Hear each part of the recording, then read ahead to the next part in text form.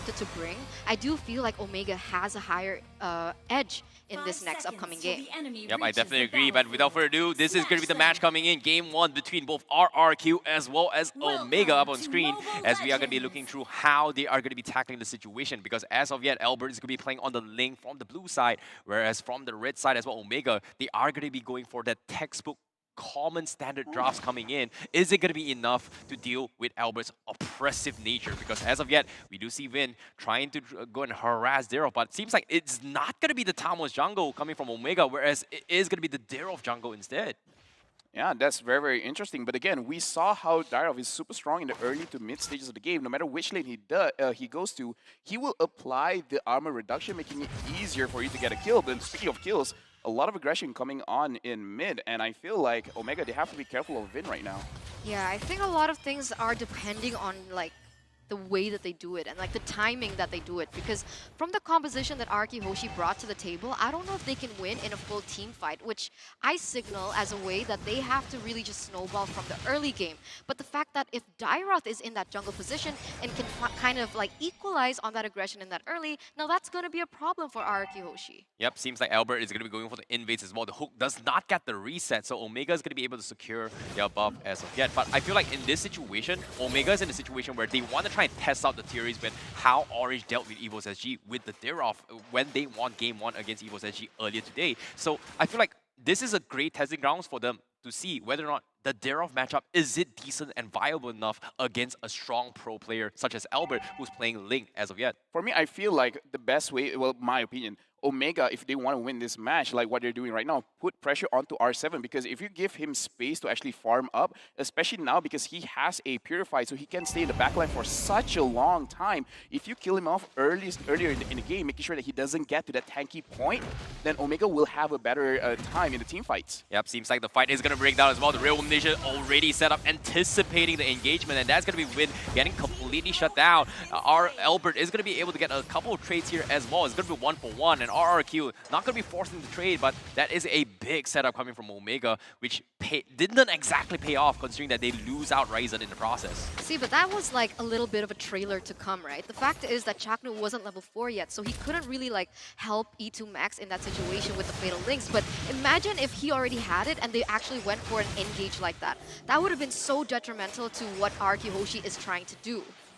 Yeah, I feel like in this kind of situation, the game is slowing down a little bit, and it's almost like both these teams are trying to test each other's intuition, like based on the movement from the side of Ryzen as well as Albert. They're almost like trying to figure out how are they actually maneuvering around the map, trying to anticipate what's going to happen next. Yep, this time Changnu, he does have the Fatal Links. He is going to try and scare him off. You can see RQ, they're resetting the turtle, and that's going to be the reset coming in from Omega. Meanwhile, Clay on the sides is going to get caught out, but the hook coming from Win from the sides pulls Renzi to the turret. He will take him out, but they will lose Clay in the process. That's going to be two times now, different trades coming in across the map. But as of yet, RQ is still forcing the turtle onto the screen as well. Will Albert get it? Yes, he will. And that's going to be the hook again coming from Win, catching off Changnu as Omega. They're getting chipped apart time and time again. To be honest, I think that would have worked really well if Clay wasn't on the Lilia, right? Because like they're going for like this pick off team fight type of strategy. Sure, Lilia has good clear, but it isn't as easy for her to burst down enemies unless they go into that mid game. Whereas if they chose someone like the Kogura perhaps, I think that's a little bit more dynamic and it synergizes better to the composition. Yeah, I see where you're coming from, where even if he does get a hook, unless there's a lot of people there, they're not really going to burst things out very fast. But right now, looking at top lane, 3 members of Omega, is something going to happen here. Yep, here comes the suppression as well. Changnu completely shut down, 3 snipes to the face, and Skylar will get the kill just like that. And RRQ HOSHI, they are going to super pump Skylar's farm as much as they can. Meanwhile, on the bottom side as well, we do see Renzio doing pretty well against R7 as of yet. And this Tamos pickup is just completely shredding his armor just because of the new buffs coming in. Looking at this game right now, for the side of RRQ HOSHI, I'm actually looking towards what is their go button, because I feel like everyone already has their first initial items. I'm just looking at what are they looking for? Because in terms of win condition, I do know that they want to wait at least 2 items on Albert, and then they can go crazy. Same thing with Skylar. But for the side of Omega, I don't want them to play super responsive. I kind of feel like with having a dire of jungler, if they go slightly a bit more aggressive, they could get a lot on the map. Yeah, but it all comes down to psychology as well, because Ryzen has died multiple once now, and they pretty much lost a lot of fights. Even though, if you talk about composition when it comes to mage role, right, E2 Max do outrange Clay by a lot, and they understand that they can't abuse it, but considering that Ryzen has lost his earlier lead against Albert, they're a little bit hesitant to try and force the kind of plays, even though it's very, very much necessary. So this is actually working in favor of RRQ's composition, just because of how the Lilia is going to be able to pop off into the mid to late stage game. Likewise coming from R7. Now, turtle contest coming in this fight as well. You can see Omega, they're trying to force reactions coming from RRQ, but Vin is waiting for the right moment. The suppress comes in. Vin is going to get caught, Renzo is going to get caught out, but looks like they're not going to prioritize on going for the kills. It is going to be turtle instead, and it seems like Clay will steal it for the team, and now Omega, they will retaliate. They are stuck. They're taking a little bit too much damage, and RRQ will run him over. Renzo survives with 1 HP on this Thamus,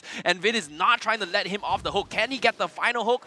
No, he does not. Maybe he will on the bottom side. And yes, he will get the hook. And that's going to be Win getting the kill on Ranzio. That is like an RRQ trade all over the board. I mean, now they are with a 2,500 gold lead. And Omega, they're kind of on behind here. What can they actually do as of this stage, understanding that they are just squeezing Omega from all the last things that they can even do? I mean, you saw Vin just steal that gold from the side of Omega Esports. Personally, for me, I feel like that was almost a wasted opportunity for the side of Omega, because they saw Vin already popping off the Bloody Hunt. So Atlas could go in, and then the rest could, you know, possibly initiate some kind of team fight, and they could have won it. But because the positioning was all over the place, they couldn't really capitalize the use ultimate from Vin. Yep. Now with the turret also going to be falling as well, Renzo is popping the ultimate trying to ego challenge this fight. He does have the sustains to walk through, but the rest of his teammates is a little bit too far off top, so he is going to retreat this and not fight this. Meanwhile, Vin still waiting for the right moment. He goes for the blind hook. He knows he's there. He gets the suppression. Skylar is a little bit too late to actually re-engage this, so Chaknu will be A-okay as of yet. Meanwhile, RRQ, they are going to be heading in towards the top side as well. 35 seconds left before the next objective. They are going to try and push up and set up map control up top instead against Omega. Even though RRQ Hoshi is leading with a 3,000 gold lead, I feel like it only takes one moment for the side of Omega to be able to get it out.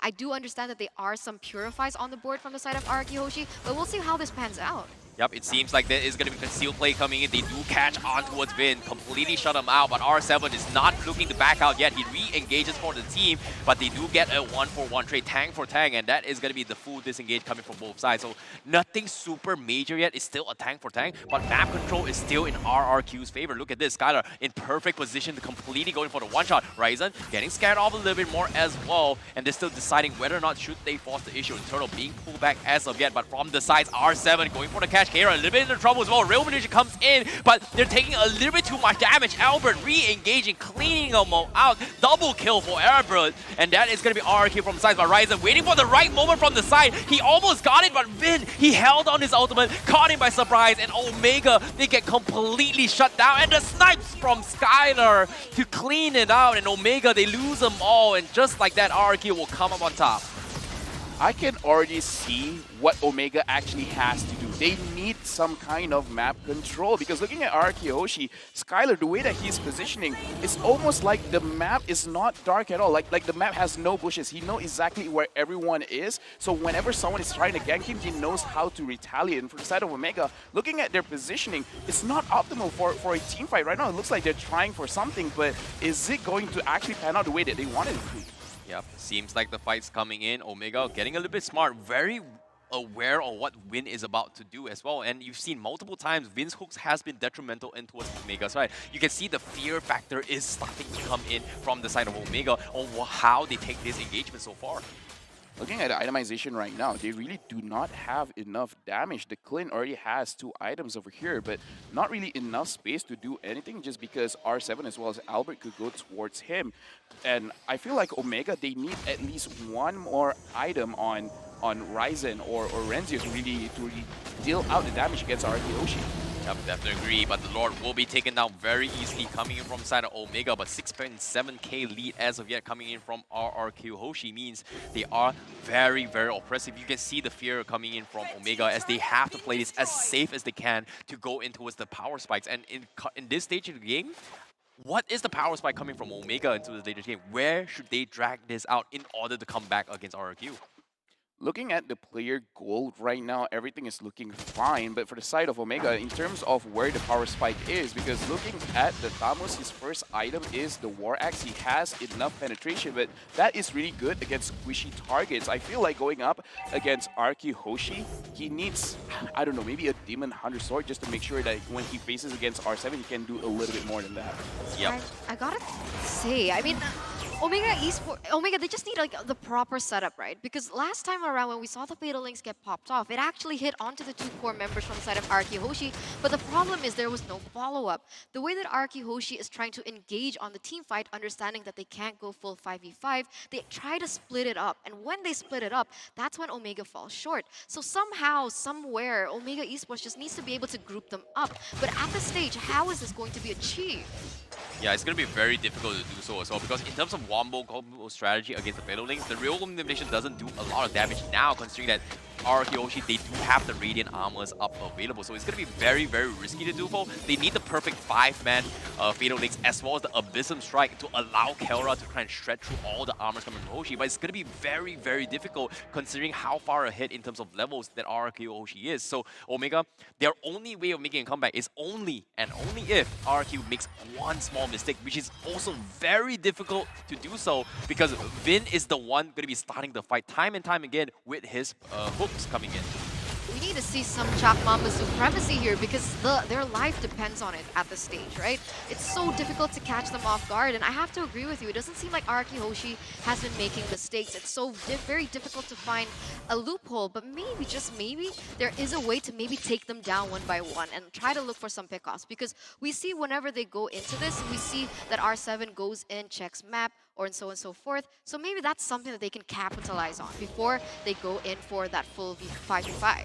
In a way, I would say giving space towards Kelra is a mistake because there will come a point where Clint has 4 items where when Albert comes in, if he just like goes off just for a little bit, the Clint could possibly 2-shot him dead. So Omega, they're kind of okay just stalling out a little bit because there will come to a point where Kelra could immediately just take a 22-minute team fight, making sure that they get like just picking off on Albert and Clay, and then they could potentially end the game. So for the side of RRQ HOSHI, as long as they can control Kelra, whether Skyler could outrange him or anything, that'd be great. For the side of Omega, it's almost in the situation where, okay, since we do not have map pressure, since they have 10,000 gold lead, don't even try to engage. Just wait for them to engage because in a way, that is the way that they want to play. So just wait, and then eventually things will work out. Being patient is important, Athirna. That's true, that's true. Omega, smart Omega, they are known to be very momentum-based, really relying on Chakdu, but also they are very Kelra-centric.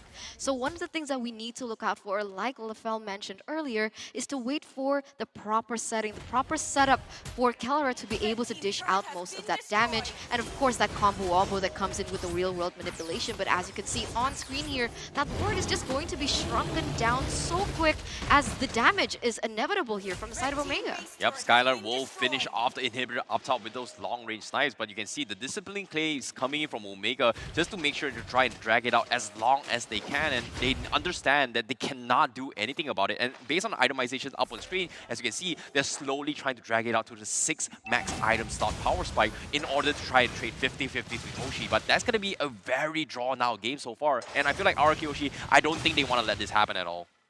I feel looking at the itemization from Clint over here, the damage is actually going to be pretty good. Already having the Endless Battle, the Berserk Fury, as well as the Malefic Roar, he can definitely dish out the damage. It's just that for the side of Omega, what are they worried about? Are they really worried about Albert, or are they worried about Skylar? Because as of right now, every single time RRQ HOSHI shows their face, Omega is actually retreating. So it does look like they want RRQ HOSHI to overextend and fight in their own base. But looking at how RRQ play, I really doubt that will happen. Right now at 11,000 gold lead, RRQ really does not have any reason to do any kind of crazy flashy plays. They could just wait it out. Eventually, even the minions could end the game.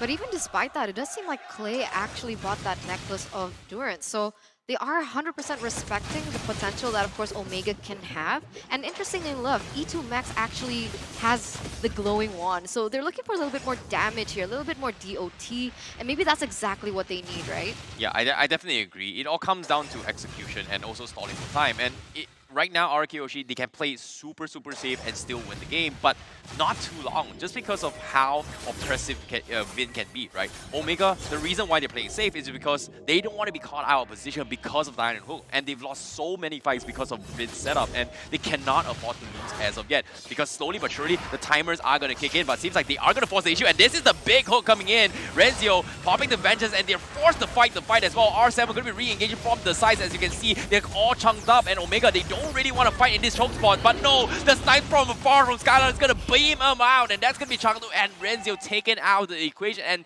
this is exactly why Omega didn't want to force the fight, and that's the beauty of what the Franco brings to the table. Man, that was huge. A 2-0 trade here for the side of RRQ HOSHI, and now Skylar, with that double kill, is sitting at a 4-0-2 stat, as compared to Keller, who is still sitting at a 1-1-2. And the fact is, Keller has actually opted to use his killing spree, and so far, they haven't been able to capitalize on that.